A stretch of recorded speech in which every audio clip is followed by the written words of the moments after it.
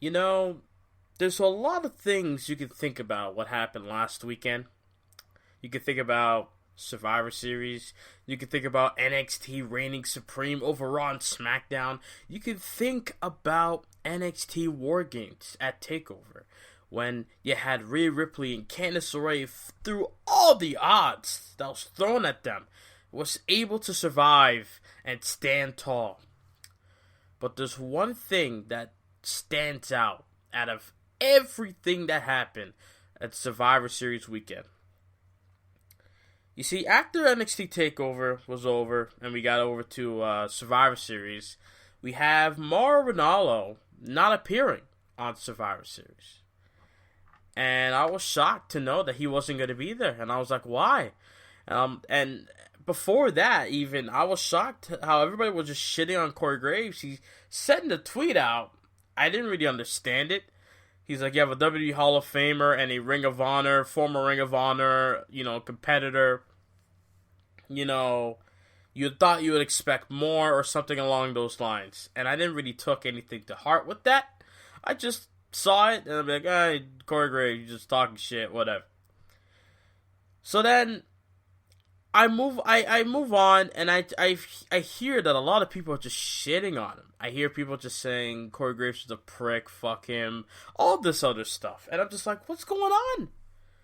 Why the hate? Like, why is there so much hate towards the guy? I mean, I know people don't really like him that much already, but I'm just saying, like, what did he do exactly to piss everybody off? And apparently, it all started with Mauro deleting or disabling his Twitter account. His Twitter account is no longer available at the moment, so you can't tweet at him, you can't do nothing. He's off social media at the moment. There's a lot of reports of basically him not being in a good shape, in a rough shape to be exact. And then throughout the couple of days, I'll let it sink in, and I'm just like, okay, how do I feel about Corey Graves now after a couple of days? Knowing that we could have had a monumental NXT title match. I mean, the match was great, but to have Michael Cole instead of Mauro Ranello call the action, it's a letdown. I'm not gonna lie. I'm not gonna front with you. It's a letdown. It's a letdown. Having Michael Cole, look, I might be the minority of people that likes Michael Cole. I understand that he's cringy as hell. He's annoying. He's been around for too damn long. I understand that new voices, obviously, refreshing. I get that. But I'm not going to shit on Michael Cole because I appreciate what he's done over the years. I appreciate the fact that there's times where you could see the difference of what you see Michael Cole when he's on SmackDown or Raw, or you can see Michael Cole back in the day in the mid-2000s also when he did the United Kingdom tournament with Nigel McGuinness 2 years ago. Those are the different Michael Coles that you could tell. You can tell which one's good and obviously which one's bad. But seeing Michael Cole commentate for an NXT match didn't really sit well with me, honestly. I'm not gonna allow that. I'm not gonna lie about it, rather. So, with that happening and Mauro being gone, and then Mauro not even freaking calling NXT this week. He was gone this week. Hopefully, Beth Phoenix said on NXT that he'll show up next week. Hopefully, that'll be the case. I don't know how I feel about Corey Graves at all at this point. Like, a couple of days ago, I did lash out on Twitter a little bit. Like, me and a friend of mine was having a conversation about it. I was lashing out, not at my friend, but, like, I was lashing about Corey Graves towards him. And, like, yeah, it's like, what does Corey Graves get for publicly humiliating or undermining the talent that Mauro Ranello has on commentary? I don't get it. What? I mean, I'm watching on the network today of Enzo Amore and Corey Graves having that I don't know what it was. I don't know. I forgot what the show was called. It had Enzo on it. Straight to the Source is what it was called. It was straight to the source from for Corey Graves on the network, and you had Enzo Amore come on, and Corey Graves tweeted out a little joke that his son danced like Enzo, and he's like, "Oh, I failed as a father," and then Enzo shot at him saying, "Well, you failed as a wrestler. You didn't fail as a father. You failed as a wrestler, right?" And then he's like, "Oh, that hurt my feelings, below the belt." At the time, I felt for Corey Graves, because I still remember NXT TakeOver R Evolution when he had to retire due to his concussions. I still remember those days. Now it's like everything how I felt about him all got washed away. Because of his doing and his recklessness and his,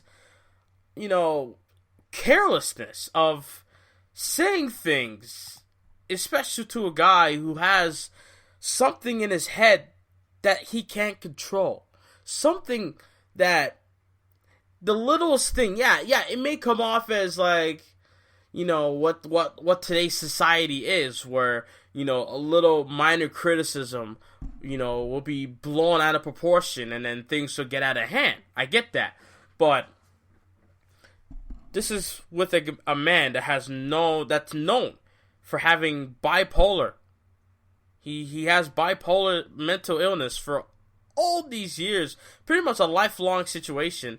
And the fact that you went out and said what you said, and then people are saying that he apologized on his weak-ass podcast, well, to me, apologizing to us isn't going to do anything. I'm sorry. Did you call up the dude? Did you, visit him? Did you make any effort to go and see him face to face and say, "Hey, yo, I made a mistake," or whatever, "I apologize," like something face to face? You tweeting about it or saying it on a weak podcast doesn't mean shit to me. Because it just shows, oh shit, I'm getting backlash online. It's kind of like Hulk Hogan. It's basically Hulk Hogan all over again. Oh, I apologize because I'm getting backlash for it. I'm not apologizing because I'm genuine and I actually do feel bad of what I've done, and I want to take it back or try to make amends or make things better. No, not really. You just apologizing because you got backlash from it, or you're being told from higher ups backstage.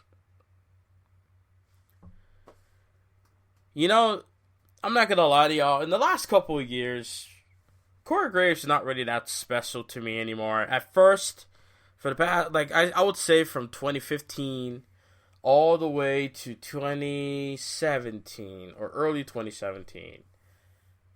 That's when Graves started to stop feeling special. He wasn't what we all thought he was going to be. He was just nothing but a suck-ass announcer who was trying to become Bobby the Brain Heenan so bad, a Jesse Ventura so bad looking ass. But in reality, no, you're not, can't be, never will be.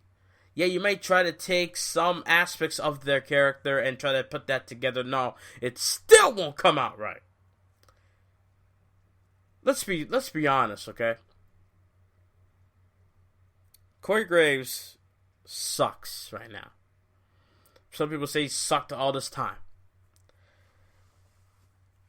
I mean, what else can we expect from a guy that waited until CM Punk was having a bad situation, a bad moment in his career when he lost his UFC fight for the second time? He waited until after that to tweet out random stuff, tweeting out about his former best friend and all this shit. Went on a whole rant belittling Punk after the fact. This has come from the same guy who was married and had kids, and all of a sudden, he just looks at Carmella and just says, "Fuck it, I'm gonna drop all of that," and go with Carmella basically cheating on his wife to get to Carmella. I'm not blaming Carmella one bit. She has nothing to do with this. This has nothing to do with her. My focus is on Corey Graves. This dude has been a scumbag for all this time. And honestly, it now reached to a point where we can't look past this now. We can't just sit here and be like, yeah, it's Corey Graves. he's a heel. He's this, he's that. No, it's not. It's at this point where you can't just sit here and let him get away with this shit without people coming after him, right? And I mean the majority, not the minority. The minority, obviously, they won't win shit, but the majority of people obviously will make a difference. Now, I'm not expecting him to get fired. I'm not. I feel like getting him fired would be too much. I would say get him off the booth, maybe. Just for the time being, because, hearing his voice, obviously, is not going to sit well with a lot of people. So I think maybe getting him off microphone. But in the end of the day, the dude still works for the company. Well, what's going to happen? Nothing's going to change. Nothing's going to matter anyway. Here's what's going to happen. He's going to go do his podcast. He's going to ignore everything and then just continue.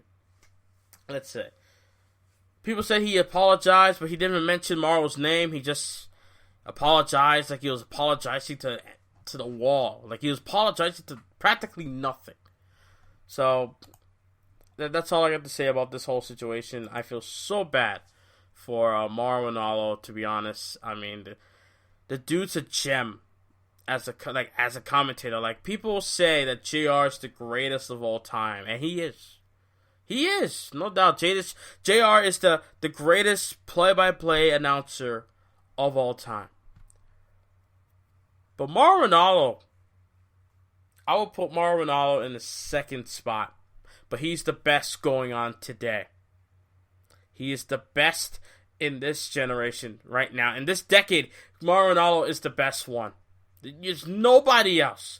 Excalibur is a close second to me. I'm sorry. Excalibur is great. I've been listening to him, and he has what I always wanted in a commentator. But Mauro has everything I want. But Excalibur has some things. But Mauro has everything you should want in a commentator. He brings in fire. He brings in emotion. He makes you care. He makes you believe even the little things can be important. That's what a commentator, or that's what a play-by-play guy should do. Michael Cole, at this point, he can't do that anymore. No matter how hard he tries, no matter how many times he yells and yells and yells in the microphone, it just won't sound genuine.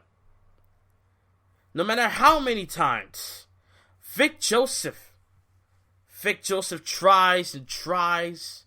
He's getting there, but it's not good enough. Mauro Ranello is that one guy that has everything. The references that he makes, some may go over your head because some of you people might be out of tune of what's going on in the world, and some no. But Mauro Ranello to me is the perfect guy right now as a play-by-play guy. Yeah, obviously he's not your cup of tea. I get that. He's not your favorite ring announcer. He's not your type. I get that. But you cannot deny the fact, you cannot deny the heart that this guy has when he puts it in. You can tell that he has passion for what he does. When everyone else, it just looks like, oh, I'm just here for a paycheck and I'll be out an hours later. Like, come on. Like, there's no dispute on this. There's none. There's none at all. So that's all I got to say about that. And I'm going to move on from this situation because I didn't want to come off and yell. I feel like that was not going to help my case one bit. I'm sorry. So, Bobby Fish apparently got hurt. Now, I was watching NXT, and I'm not going to lie, I kind of skipped through a little bit in the tag team match. Probably shouldn't have, but I did. I skipped to the end because, I wasn't in the mood to watch everything in full. I was in that zone where I'll watch the beginning, skip the middle, get to the ending. That's the mood I was in. It's kind of like a YouTube video. I'm sure y'all do that to me too, but that's beside the point. Now, apparently Bobby Fish something happened in the match where he got dropped and then he rolled out to the outside. And I just see Roderick Strong in the ring. I'm like, what happened? And I'm like, oh, Bobby Fish got taken out again. This dude really needs a break. I mean, then again, of course, this, you see? This is what I was talking about, man. This is what I was talking about. People take this shit lightly. People take wrestlers for granted. They take wrestlers for granted. Oh my god. I mean, didn't Bobby Fish and O'Reilly wrestle on NXT, SmackDown, and then take War Games, and then Survivor Series? So of course an injury was going to happen. Sadly, but true. I'm just sad that it's Bobby Fish again. You know? Now Undisputed Era is gonna be down. I don't know if it's legit or like it was a scare. I don't know, but I'm gonna read this here from WrestlingInc.com regarding WWE NXT Tag Team Champion Bobby Fish. It is believed that there was a concern that he might have suffered an injury, was knocked for a loop on this week's TV episode of NXT. After taking a bump to the floor with Kyle O'Reilly from Keith Lee, there's no official word on Fish's status, but PW Insider adds that he was walking around backstage at the NXT arena after the show and seemed to be okay. It's likely that Fish's status will be addressed during the weekly NXT injury report that is issued. If it's not delayed a day due to the Thanksgiving holiday. As noted, this week's NXT episode opened with Fish and O'Reilly defending Lee against Lee and Dominik Dijakovic. Early in the match, Lee tossed the champions onto the outside.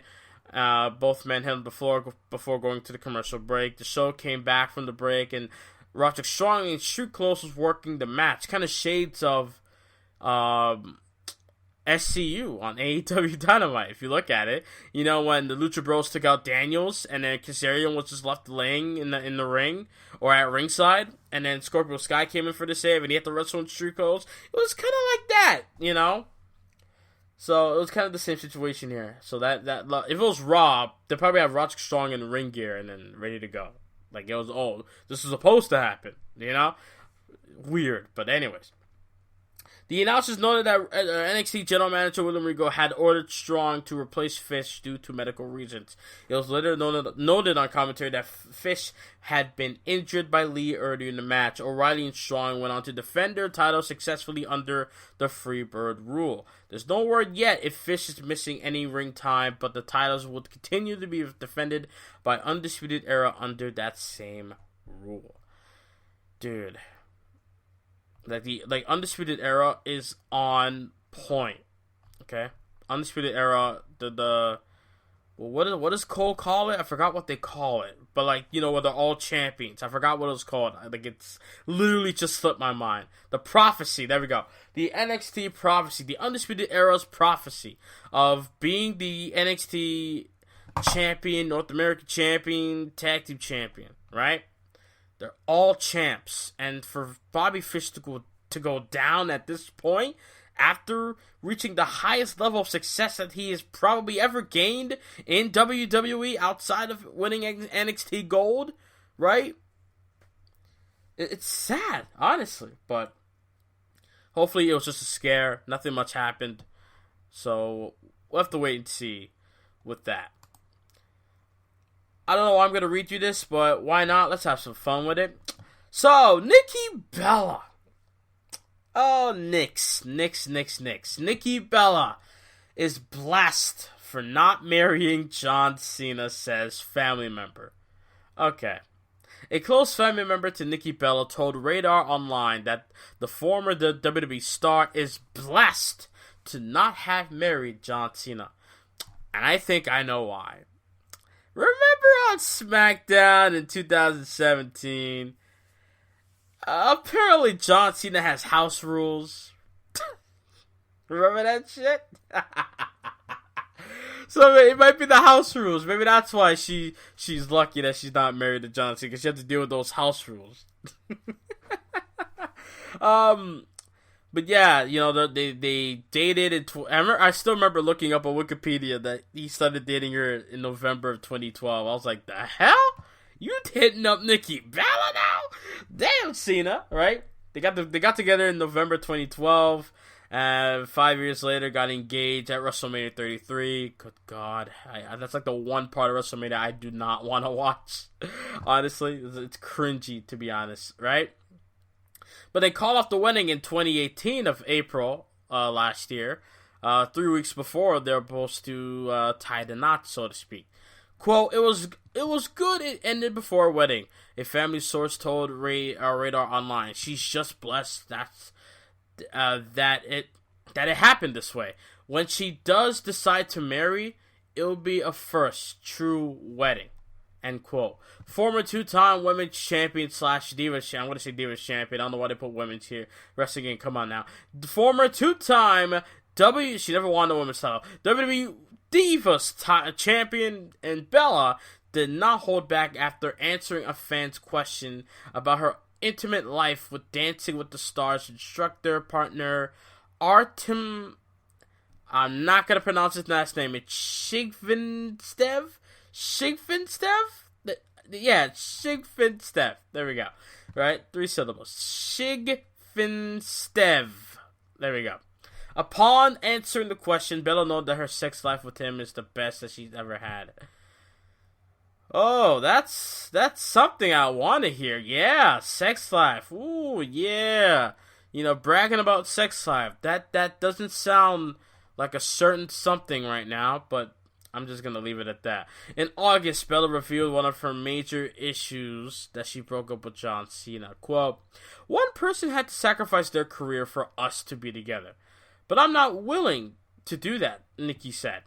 I'm just not the girl who hangs out on set. I have my own career. I want to be one of Forbes' top entrepreneurs. End quote.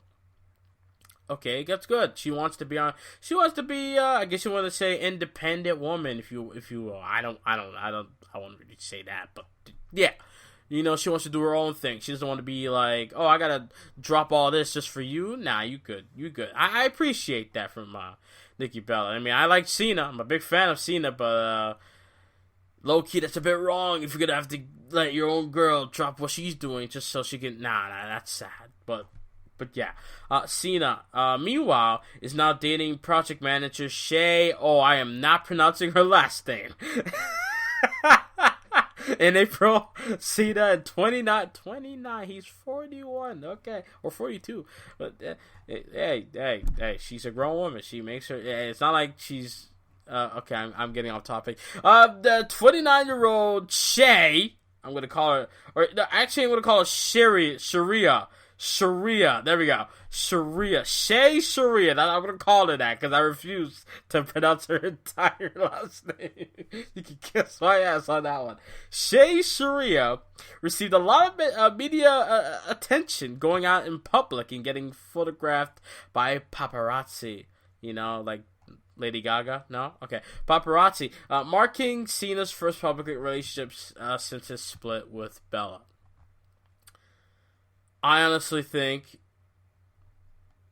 John Cena, well, that's a bit odd if you look at it. And someone left a comment on this website, quote, so if Cena is dating a project manager, he obviously doesn't have a problem with the person he's having a career with. Another bunch of phony bullshit from another phony buck passer. Nothing she says is worth 2 fester piles.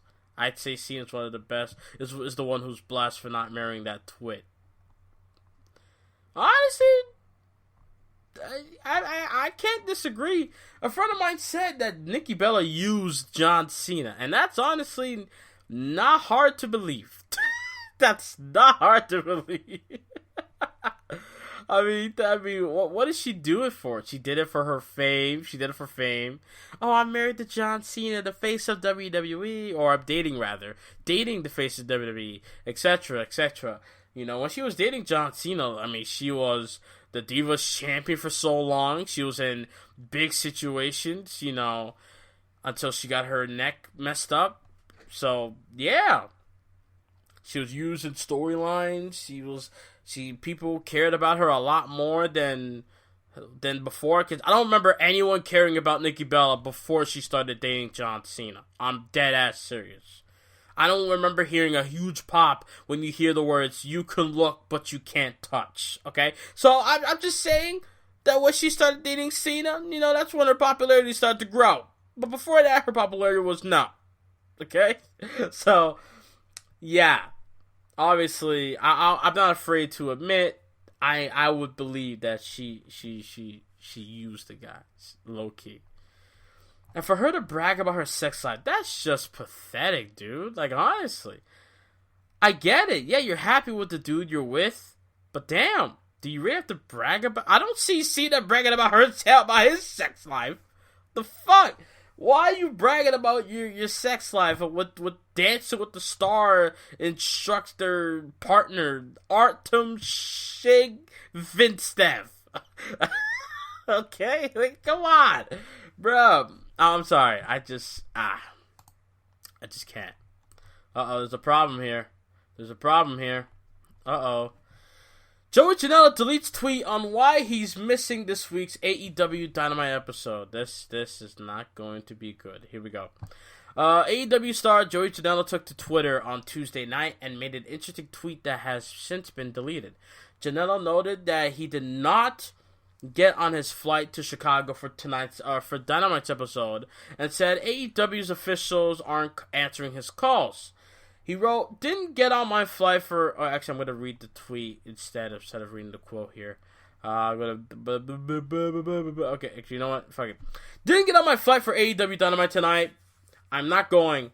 Nothing was addressed about the way I was eliminated from the match last week, I should say. I'm losing all this team I created on my own through 14 years of hard work. Right these wrongs and answer the phone." Right, so he said that. Joey Janela then deleted the tweet shortly after. There's no word on yet if this is a part of an angle or there's no word if this is an angle or not. Janela was not previously announced for a match on tonight or on Dynamite's episode this week, and really hasn't received much focus over the past few months. He worked the Dynamite dozen Battle Royale last Wednesday, but was eliminated by Sean Spears during a commercial break. Yeah, he's Joey Janela, I mean, he's not really hot at the moment, or I don't think he ever was, like, to be honest.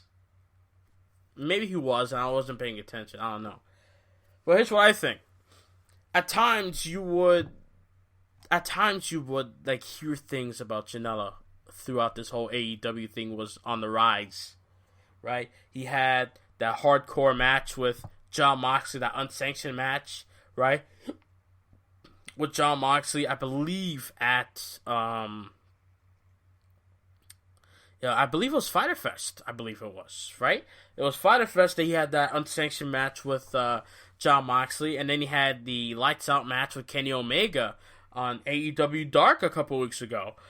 And he had a great match, in my opinion, against Sean Spears at the Full Gear pay-per-view. So, again, the fact that they're not using the guy to his strengths and they're not using him in a way where people are going to like care about him, it kind of sucks, to be honest.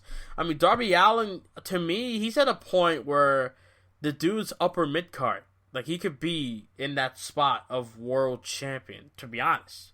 Dude has a lot of fans. Where have you seen... I swear to God, if you paid attention to the crowd in AEW as of late, you would see fans wearing half face paint like Darby Allin. Like, Darby Allin has a personality. He has an identity. Like, he's known by a lot of people. Joey Janela, to me, I didn't understand at first. I didn't get his stuff when he's like, "My name is Joey Janela, and I'm a bad, bad boy." I was like, what? I was completely lost. I was like, what? Who are you? Well, we'll see. We'll see what happens, you know? But yeah, over the time, I feel like George Janela needs something to where he maybe he could maybe give him a match with Moxley again. Maybe that'll get people start talking about. I mean, people like the one thing AEW has done in a great way is that when you lose, but like you get over when you lose. Scorpio Sky, he lost to Jericho, but I'm sure a lot of people are looking at him like, oh yeah, he could hang. Like he could be a world champion one day, no doubt. People looking at Darby Allin the same way. People are like, oh yeah, one day he'll be able to get his hands on that world championship, etc. Right? You lose. What's the one match I'm thinking of where he looked great in losing? I can't remember what. I think it was maybe. I don't want to say Cody because Cody is Cody. Okay, it doesn't matter what he does. People are gonna love him. Okay. Doesn't matter what he does. He's going to get cheered. Cody is the biggest babyface in all of AEW, even though he shouldn't be, to be honest. I'm going to be honest right now. He shouldn't be the biggest babyface. It's a bit cheap, He's an executive. He's supposed to get other people over, supposed to get other people to be the biggest babyface, but he's the biggest babyface. And I understand why he's the biggest babyface, because he's the one, that everybody feels that he's the one that's leading the charge with AEW, right? I get that, but I feel like it should be someone else. That's just me, right? But yeah, why don't they give Janela to Jimmy Havoc and let them go to town on each other? Let them do some crazy shit. Something. I don't know. That's just me. Like, give Janela something to do in the near future. I don't know what's going on with Batista and Dana Brooke. I don't know what's going on. My man is out here tweeting shit. I'm not going to read the tweets, but you can just find them on Twitter. I swear to God, it's the funniest shit you could read. Batista is flirting with Dana Brooke. Like, you gotta love the animal, bro. He's just flirting with Dana. Dana, she's not that bad looking, to be honest. I don't know what she did. If you look at Dana Brooke in 2015 to now, different people, I don't know what happened. I think she built a lot more muscle now than before, because before she was, she looked phenomenal, but I guess she looked a bit too small back then.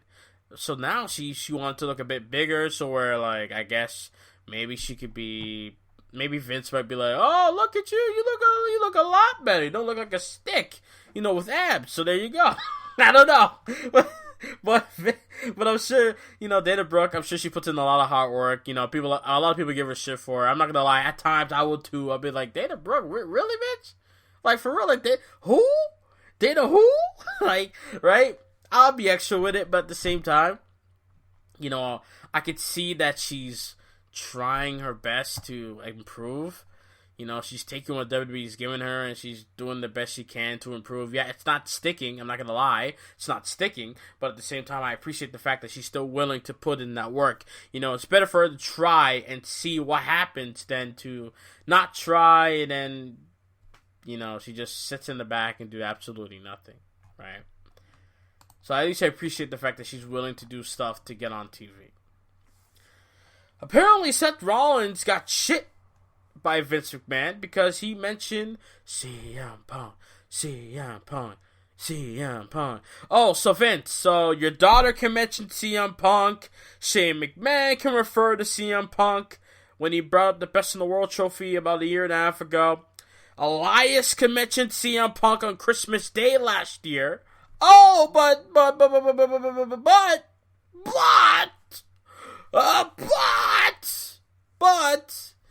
Seth Rollins didn't even mention him by name. He just said, I tried to get him here, but he's stuck in Los Angeles. And you're giving him shit for it. Come on. That's a bit weak. The dude works with Fox. So, of course, he's got to be, I know he's not working with you. I understand why you're frustrated with that. You don't have him under your belt. You don't have him sign a contract, which a lot of people don't understand. He's not signed to WWE. He's signed to Fox. Fox. not World Wrestling Entertainment. Please, stop. It's not a return. I freaking hate it when people say it's a return. It's not. A return to me is seeing his ass on Monday Night Raw, Friday Night SmackDown, or by some miracle on Wednesday Night NXT or pay-per-view. He has done none so far. That means he's never returned to WWE yet. Fuck. Oh, but WWE Backstage is a WWE name, a brand. It's a Fox-produced show. It may have WWE titled, but it's a Fox-produced show. It's not WWE. If it was, then Vince would be behind it. That's number one. Number two, wouldn't this type of show would be on the fucking network if it was Vince's show? Right? Wouldn't WWE own the footage to this show? I'm sure they have footage of it, but I'm just saying, like, wouldn't they take footage of this show and put it on the network by now? Right? So what's the problem? He's not signed. Stop it. Enough. He's not with WWE. Never has been yet. And I don't think he will be at this point. If he's done with it, he's done with it. Simple. If he comes back, I'll be wrong and I'll be happy. I'd rather be wrong and pop like a motherfucker than be right and just sit there and not enjoy it like everybody else. Oh, I'm right. Ha ha ha. I don't give a shit you're right. Who cares about you? I don't care. Yell in my ear all you want. Oh, I was right. You were wrong. You were wrong. I don't care. I don't care. All I care is I was wrong. He's back. Thank you. Cult of personality. It's clobbering time. But I don't care at the end of the day that you're right. Fuck off. I don't care. Okay? He's back. He's back. I'm happy. That's all that matters to me. Anyways. So he mentioned Punk. Now, according to Wrestling Observer Radio, Vince McMahon was reportedly furious that Seth Rollins mentioned Punk. Meltzer pointed out it is a rule that you shouldn't have pushed an idea of a match if you can't deliver on it. Yep. McMahon was upset at the ending of a Stone Cold Steve Austin podcast episode with Paul Heyman back on the network days because they teased an Austin versus Brock match that was never in the works. Which, by the way, that is true. Like Stone Cold tried to cut a promo, which was hard to watch. I'm not gonna lie, because he kept stumbling. Well, what he was trying to say, he was stumbling over his words. It was so funny. It was funny but hard to watch because people consider Stone Cold one of the greatest on the mics of all time. It's crazy. So for him to be, I mean, then again, it's been years, so fair enough. He's old now, so obviously it's not the same. But yeah. To have Stone Cold try to cut a promo, even though he's stuttering over his words, to Paul Heyman for having to tease a match with him and Brock. I mean, I would love to see that, but do I really want to see Brock do suplexes on Stone Cold nowadays? No, I don't think so. Cool. Oh yeah. So Rollins has called out Punk multiple times recently on social media. Punk responded to Rollins on last week's episode of Backstage, stating Seth Rollins should stop tweeting and realize sometimes it's better to view it as the fool and shut your mouth, or open your mouth and remove all doubt. Later on the show, Punk, he cut a promo. It was like a promo SmackDown, they call it, or some shit. Right? Where you gotta talk shit about something or someone by the end of the show. So, Punk did that. He insinuated that Rollins was using him to stay relevant. During an interview with 101 WKQX in Chicago last week, Rollins responded to Punk and once again invited him to face him. I'm not gonna read all this shit. Should I? I mean, dude, it's like 39 minutes. God, I'm lazy. Oh, Lord. Look, he pretty much... Okay, you know what, fuck it. The funny thing is, for me, from a guy telling me I need to look for relevancy. Here's someone who has been in the doldrums for the past few years because he got his butt kicked in the octagon. Really? You're going to go there? Okay. So bad that he didn't want to show his face anywhere, Rollins said. Now, he shows back up on a WWE TV show.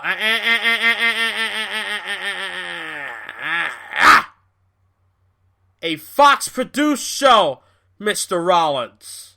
Fox-produced show. Yes, WWE has their brand on it.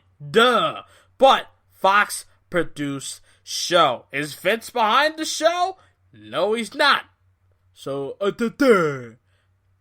idiot. Anyways, back up on a Fox TV show called WWE Backstage. You can say it's an FS1 show all you want, which it is. What the fuck? You're contradicting yourself. Stop it, you fool! God, oh my God. You can say it's an FS1 show all you want, which it is, and you might be paid by Fox, but that show doesn't exist without our company. The company you left 5 years ago. So say what you want, say whatever you want, play it however you want. That's what Punk always does. But at the end of the day, if he wants to come on our show and run his mouth about me and a company he has no part of for the last 5 years, then of course I'm going to stand up for us. This is the place that has given me everything that I've ever wanted in my life. Here we go. Not only me, but it provided a living for my family, for the people I love, that I care so much. I'm not crying, you're crying. Of course I'm going to have its back. I'm not going to let you push it around and push me around and act like you're so cool. You couldn't put that chair in the room fight, dude.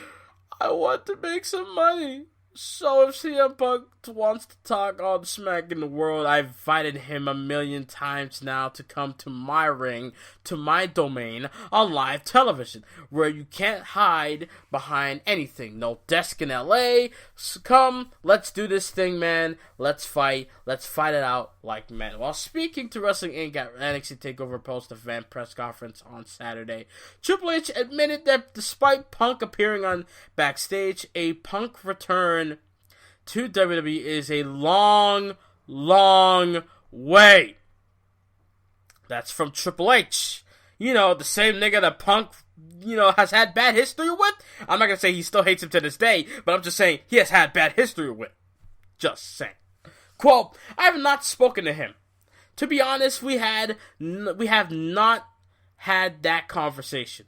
I know he's working for Fox, and it's a bit of an arm's length from us. All of this stuff is baby steps. When people want something so bad, it's like they're saying, so you're saying there's a chance. That's the moment of time that we're in. Be happy that he's on WWE Backstage and doing something with the business again. The rest of it, I've said it 1,000,000 times, never say never. But that's a long, long way. I know when you say that, people say, they're working us, but because there's nothing that you can say that will make people think otherwise. It is what it is. Punk is an occasional analyst, I should say, on WWE Backstage on FS1 on Tuesday nights. Punk will not be on this week's episode, which has Triple H on it. And I think makes sense. Punk, he's on the show, but it wouldn't be a good idea to have Punk and Triple H on the same show. Actually, it is a good idea, but you get what I mean. Personal shit might come out and things might go out of proportion. I don't know. There might be some awkwardness, shit like that. But Triple H, you see, Triple H, he said the right things. He said the right things while this fool Seth fucking Rollins here said the wrong stuff. Triple H said the right stuff. He's working for Fox. Arm's length from us. But it is baby steps, which something I've been saying, right? It's baby steps. Yes, I'm not saying him returning is not gonna happen. All I'm saying is don't act like it's a formality, like it's gonna happen very, very soon. No, it's not gonna happen very, very soon. It's gonna happen sometime down the line. I give it 7 years. 7 years. I see Punk doing this backstage thing for like 2 years, maybe, and then maybe within the 5 years he might come back. You know, I don't know, but like within those 7 years, there will be a point where he might come back. That's just me. 7 long years. That's how much I give. But yeah, Triple H sees. He just said what I've been saying. Yeah, I'm not saying he will never wrestle again in WWE at this point because he signed the Fox, which is close to WWE. All I'm saying is stop thinking that he's gonna show up anytime fucking soon. There's not been in the ring in 5 years, and no, I refuse to believe that was him in that stupid getup, in that wearing a mask, coming into a ring, delivering that awful ass GTS. I refuse to think so. You don't think Silas Young could be working you with that Punk line on Twitter? You don't think that could happen? Think! So yeah, I am not. And by the way, the fact that Rollins brought up that Punk got slapped up in UFC, I mean, dude, really? Was that really that? What's that gonna do? Is that really gonna like get him to fight you? And besides, who the fuck wants to see Seth Rollins versus CM Punk? Let's be real here. Let's be real. The only two people want to see Punk fight is maybe Daniel Bryan because of the main event that people wanted years ago. If not, I don't see Daniel Bryan. I mean, I would like to see it, but I don't. The one match I desperately want to see is with Triple H again. But obviously, Punk wins. But I want to see everything come out. Everything. Like, obviously, they took all the real shit. Kind of like what they did with Batista and Triple H a bit. You know, Batista wanted to come back, and Triple H and WWE kept saying, nah, whatever, like, you're not coming back yet, blah, blah, blah, right? And they kind of brought that out to light in their storyline earlier this year. So, that's what I would do with Triple H and Punk. It's like, oh, I was supposed to do this. I was supposed to do that. Obviously, creative, you know, like, let them go all out in this shit. That's what I would do. But yeah, that's like the one guy I want, like, if there's one Triple H match I want to see is against the guy that he should have put over 7 years ago. It's CM Punk, 7-8 years ago. So there you go. I think that's it. Is that it? Anything else? Did I leave anything else out?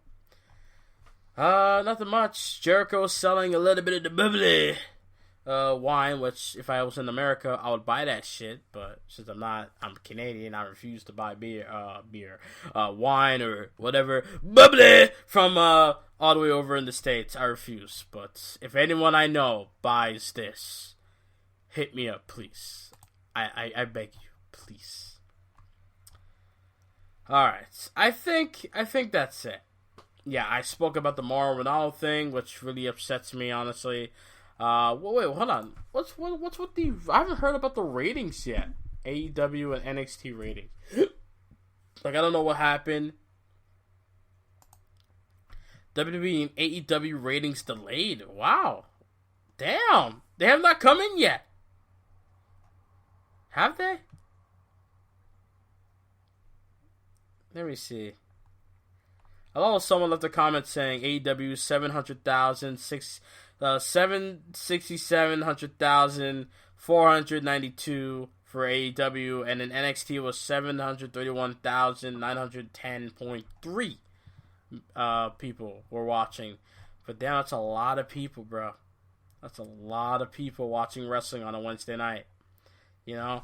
Honestly, I'm not gonna lie to you guys. This will be the last thing I'll say before I get out of here. I stopped watching AEW Dynamite throughout half of the show. I got tired. I was just like, you know what? I'm tired of all this wrestling. I just fell right back to sleep. I just went to sleep, and I was like, fuck it, I'll watch in the morning or whatever. Honestly, I was more hyped to watch NXT than AEW this week, mainly because NXT won at Survivor Series, so I wanted to see how they would handle the post show following Survivor Series, and they did a good job. They did a good job. I paid attention to a lot of things. Can't wait to see what they do now. I want to know, like, like there's this three-way cycle now. There's Balor, Cole, and Ciampa all fighting it out for the NXT World Championship. So I'd love to know what's going to happen with that. Also, I would love to know who's going to fight Roderick Strong for the North American title. It can't be Matt Riddle, because Matt Riddle lost at TakeOver to Finn Balor. So it can't be Matt Riddle. Who could it be? I don't know. Yeah, because I feel like Roderick Strong's going to lose the North American title. And then Bobby Fish, if he's not going to wrestle anytime soon, he might step in for Bob Fish. That's just me. I think that's it. There's nothing else I really want to talk about. Who remembers Cameron? Remember Cameron? No, you don't remember. Funkadactyl. Good-looking black chick. No, the other girl with Naomi in the Funkadactyls. That didn't ring a bell? No? How about the girl that tried to pin someone on her stomach?